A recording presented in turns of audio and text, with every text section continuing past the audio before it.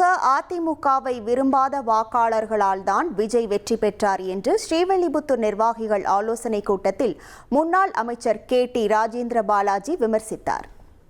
அதிமுக திமுக இரண்டாம் என்று எண்ணக்கூடிய ஒரு சில வாக்காளர்கள், ஒரு குறிப்பிட்ட சில வாக்காளர்கள் ஒவ்வொரு முறையும் மாற்று கட்சி எதுவோ அதை கொண்டு போடுவாங்க.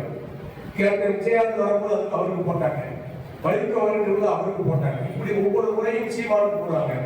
இப்படி மாற்று கருத்து உள்ளவர்கள் ரெண்டு கட்சிக்கு போட மாட்டாங்க, அதிமுக போட மாட்டாங்க, திமுக போட மாட்டாங்க.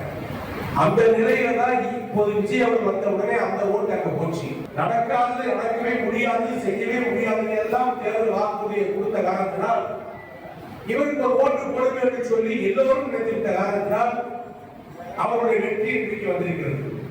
இந்த வெற்றி நிச்சயமாக நிரந்தரமானது அல்ல. இது காணல் நீர். இதை நம்பி போயிருப்பவர்கள் மீண்டும் தாய்க்களத்தில் இணைவதற்கு அனுமதி ஏற்பட்ட காலம் விரைவில் வரும். இனி செல்லும் இடமெல்லாம் செய்தி.